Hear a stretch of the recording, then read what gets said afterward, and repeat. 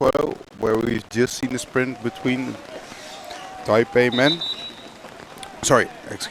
Hong Kong China men and South Africa men. It was a very aggressive start, so much so that the sprinters of both teams are actually leaving the pitch. But for South Africa men, was it because of a hopefully not too big injury? And for the Taipei men, for Hong Kong men, excuse me, sorry, I've been commentating on the Chinese Taipei men just now. Excuse me, Hong Kong man. He's been sent off because of the foul, because it was just too aggressive. But now a bit of a stumble means South Africa has lost the ball possession, but this pass is not good enough. So South Africa is in a really good position to shoot and score here. But again, a loss of ball possession means that it's now Hong Kong men again in ball possession. The South African men are using this time very perfectly, putting a lot of pressure on them, trying to ensure that they get ball possession. Nicely done. So it's a corner. At this point in time, we have 4 against 5. And the South African men are actually using their goalie, which is interesting to say the least. Normally you want to use all 5 players. But South African men are now choosing... Yes, now he joins. Okay, perfect. And before he could join, one of his teammates, number 4, actually shoots and scores. Sorry, number 5. It might be a bit strange how I'm coming across, but it's here very interesting to commentate. A lot of things are very well done here. Only the tent that I'm sitting in is currently leaking very much, so I have to actually stand up under my own umbrella. So I won't be able to use the name so far. I apologize for that. Well, we look at a very nicely put together fast break opportunity for South Africa. This is actually a very surprising start for me, because so far they've both men teams only played 2 matches, or 1 match each, so 2 matches in total in this group. And at the start of the tournament we had 4 teams. We still have those, but the ranking was as follows. So Denmark is actually placed 5th on the world ranking. Swiss is 9th. Hong Kong men is 18, and South Africa is 25. So that now the South Africa is taking the charge here and taking the lead. It's a very good shot. Very interesting development, because to get it even more strangely, Swiss and Denmark both won this morning. So both Hong Kong men and South Africa men have lost so far, but they lost with the same goal difference. So Hong Kong men have lost against Denmark with 9 against 0, and South Africa have actually lost this morning with 10 against 1 against Swiss. So the goal difference is for both teams -9. But there is one thing for certain in Canoe-Polo: it's never boring. Only when we have to wait on the ball because it has left the pitch. Otherwise it will be packed full with action.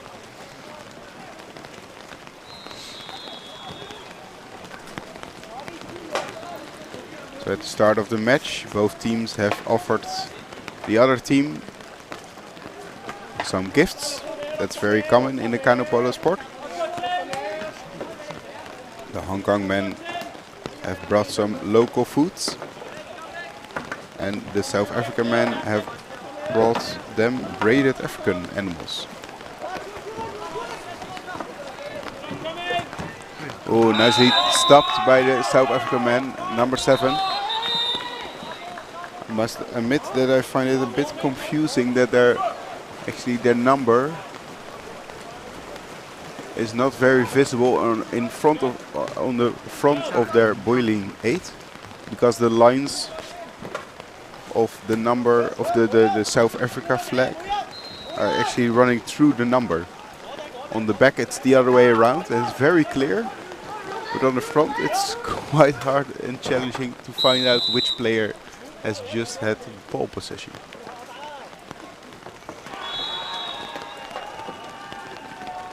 So now I'm gonna shut up about all the complaints here. We're just gonna very much enjoy this match, who's already a quarter way done.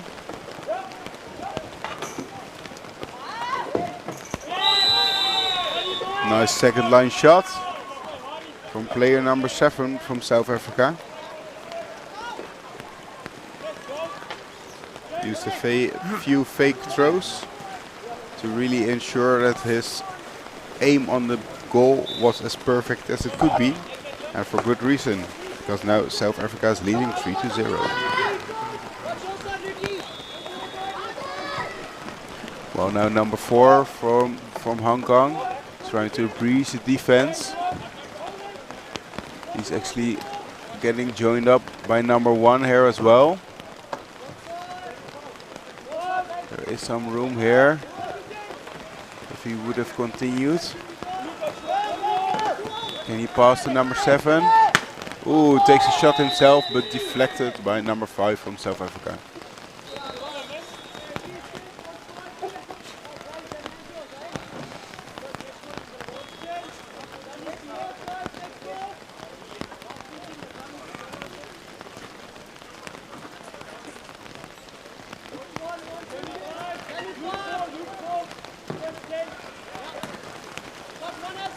And again, the same style of attack from the Hong Kong Chinaman. A little bit of room on the left here now. Can he quickly control that ball? Very nicely done by the defense of the... Oh, and we have a paddle breaking.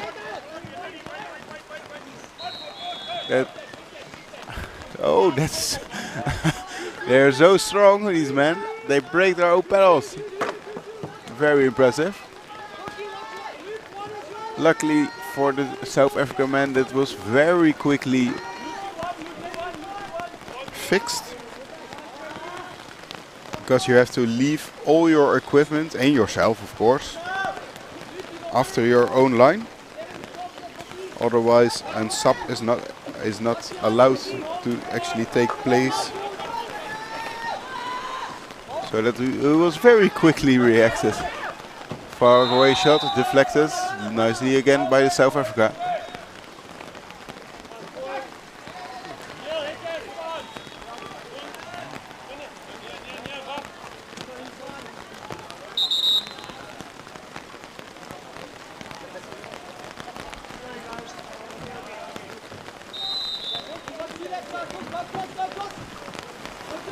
Nice charge from the left.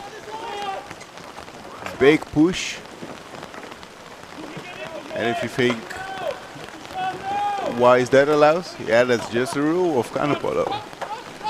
There should be... I'm actually thinking so far you don't see that actually on the live stream. But on the completely right side of the pitch, number 9 from Hong Kong man was just constantly followed by number 2 from South Africa. They might, I'm not sure for certain, but number 9 from Hong Kong man might be one of the better players then, if he gets so much attention from South Africa man. Just to ensure that he doesn't get the ball. Some quick passes around. Still about 40 seconds remain on the shot clock. More than enough time to recharge for an attack.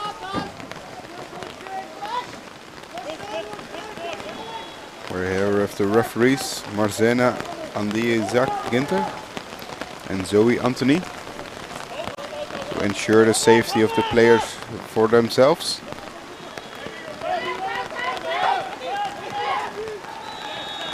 Bit of room there was still, there was some room on the right, but now intercepted by South Africa.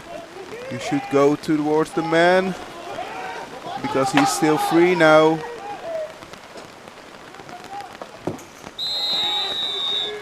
Nicely done by number 5 from South Africa. But the Hong Kong China men really should have gone towards the attacker and not just blindly towards the goal.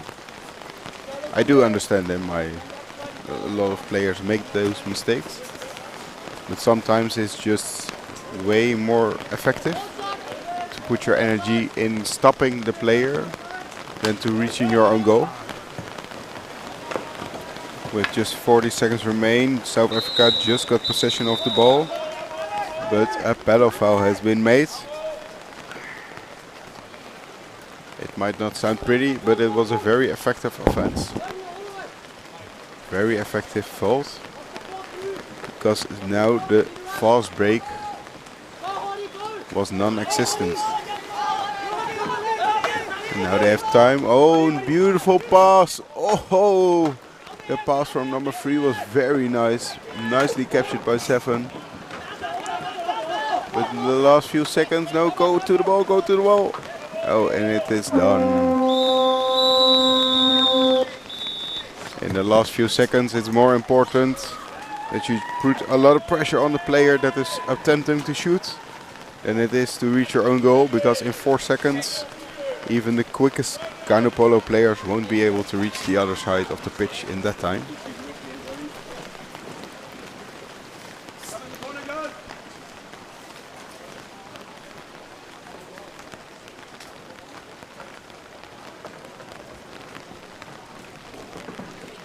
So we're now at the half-time mark. It means that players will get some much needed water, because even though it's raining, it's still quite warm here. So humidity is very high. And get some last minute feedback.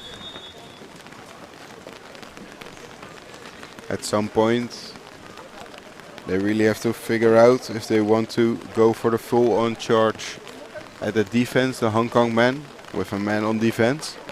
But we will see that later happening in the second half.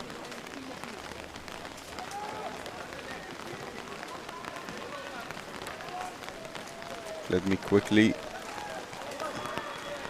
thank our sponsors so far: International Canoe Federation, China Canoe Association, Huzhou City, Deqing County, Yupin Sports, Guchong Group, Latour Sports, Kailas, ICF sponsors, Byte Auto, Braka Sports, Alibaba Cloud, Dan Sprint, Iron Masters, Kai Fort, Playtex, Ose Drijpak, Nello Kayaks, Hua Boats, Paisheng Boats, Kailas Group, and CCA sponsors Cess Bon Beverage, Unibo, Sidnet Sport, Oakley, Mystic Xiong, Huashong Pharmaceutical.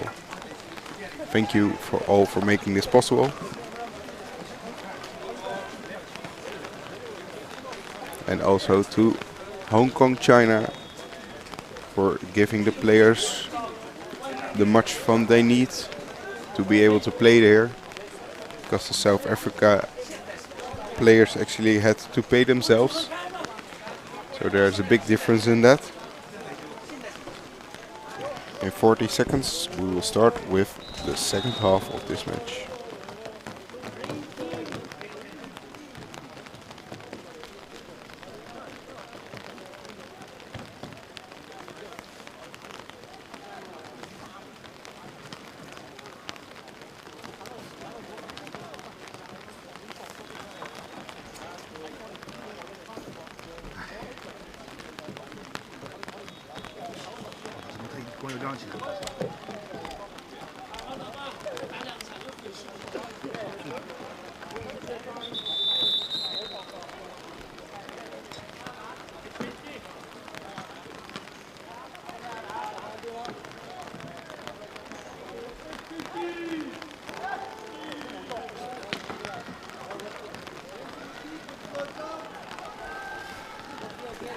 And we're back for the second half.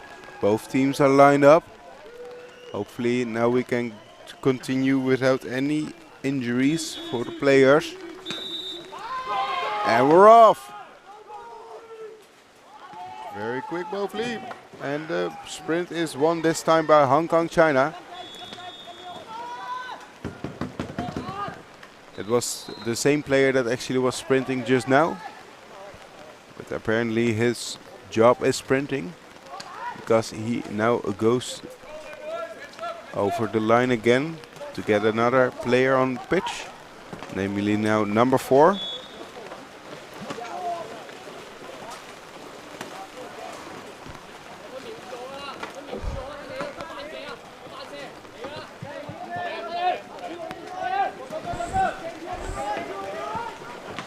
Quick pass to the left. Far away shot, easily dealt with by South African goalie number 8.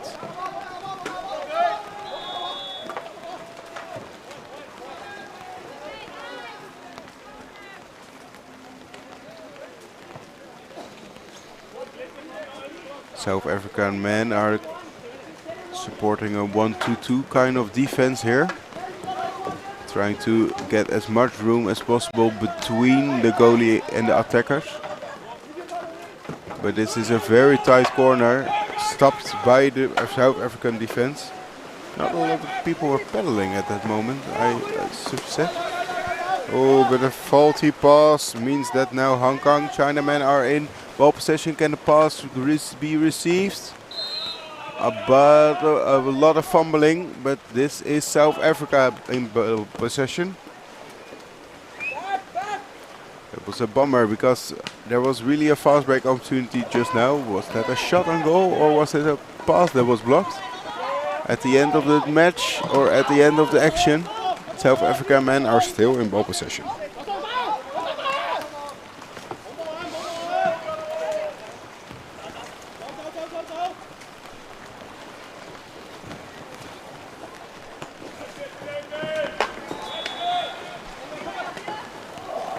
Nice pass, can he get to the middle? Yes, big push, bit of room, but also a lot of defenders. Oh, I really like that. The switch to the two-handers. Sadly enough, it wasn't effective enough this time. But under that goal, it's very nicely to use that one. As I say myself, sorry, I've been using that a lot myself. It's always nice to see the differences in targets as well for this tournament, because South Africa wants to be in the top 16. And what would be pretty amazing if they would actually advance through the group stage, because then you're already certain that you're gonna reach your target. Otherwise it will be a lot of nail biting if you can actually reach your target. For the Hong Kong men, it's more to play at the highest level they can. So I'm actually thinking that it's a more or less new team to put together. I'm really thinking about the future. The average age is around 30 for them, while the South African men have an average age of 25. So far, the young folk are winning against the olders.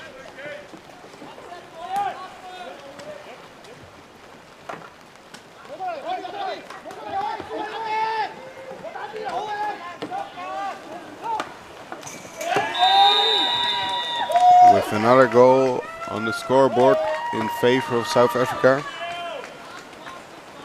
This time it was number 4.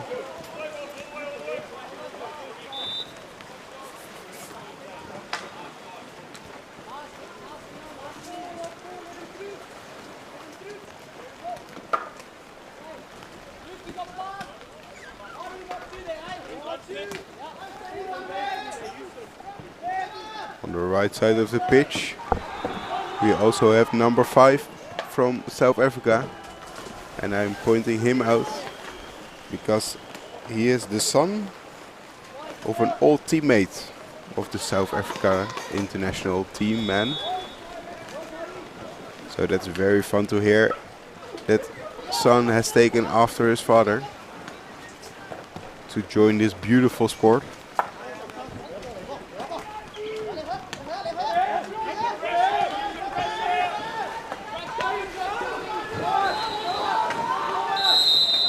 Bit of a fumble means it was a fault, but Hong Kong Chinamen are still in ball possession with just over 5 minutes left on this pitch.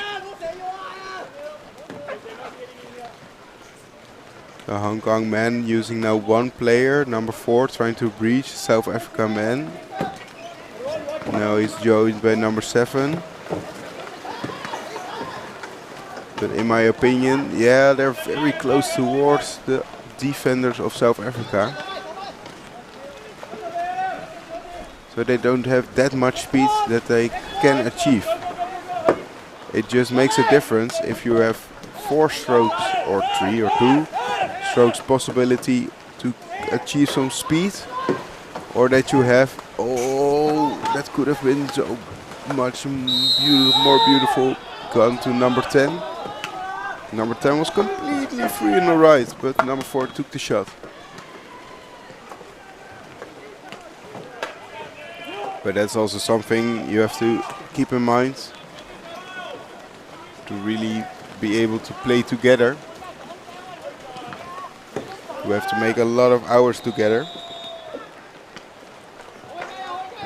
which is just quite hard to do. So the Hong Kong Chinamen have been training together at least eight times. While the South African men still manage to at least train once every 6 weeks. And if you look up the sizes of the countries in comparisons, it's a very big difference. Because if you travel 1,000 kilometers, you are no longer in Hong Kong, China. If you start there, of course. But that's how long some players had to travel just to be able to play together with each other or train together with each other. Far away shot, just missed by number 1 from Hong Kong. He had the time, he had the focus, just too short. With just over 3 minutes left to play. It's fair to make the assumption that South Africa men are going to win this match. That would ensure them to have a better spot to get to their target of at least top 16.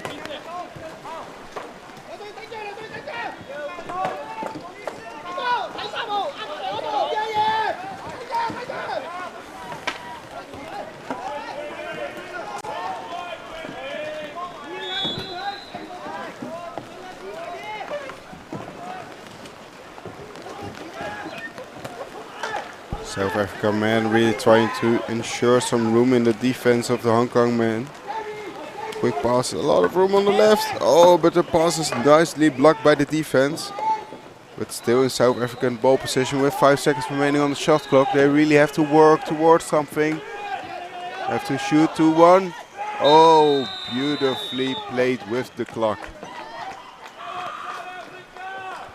Literally let go of the ball with just 1 second remaining on the clock.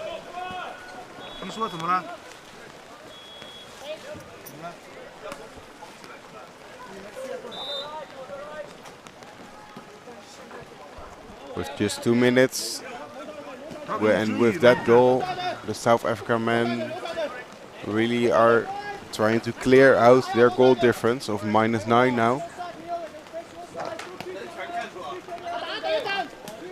Because if they manage to get at least second position in this pool, that would be completely amazing.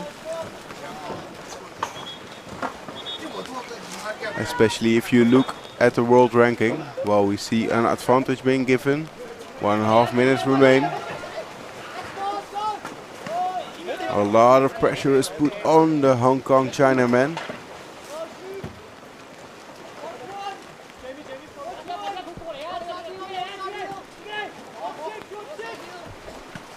Long pass. Trying to get towards the goal of South Africa men, but there's still a lot of defenders in front of him. Like that. Oh, nicely done with all the pedals. A lot of skill is used there. Yeah, can he get possession of the ball? That's very nicely done. It was 2 against 1. Big push.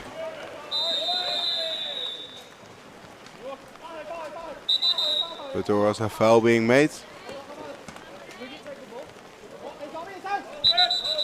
And number 8 is actually penalized with a green card.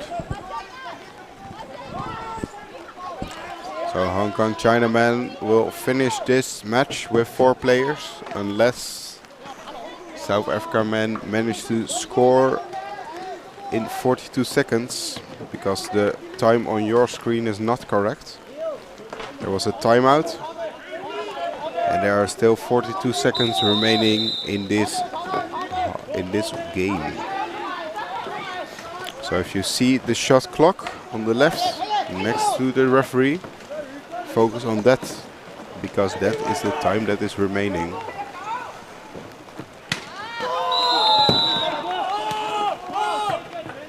Nice. I really like it when the teams celebrate if something goes right in their defense. It's not about the offense, it's also about how good your defense is.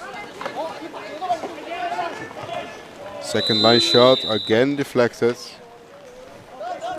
Or completely missed, I must say.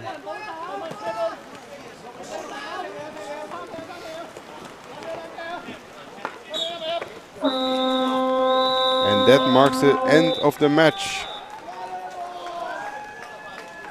From here, from the rainy China. Next up on this pitch, in about 8-minute time, it will be the under 21 Taipei, a Chinese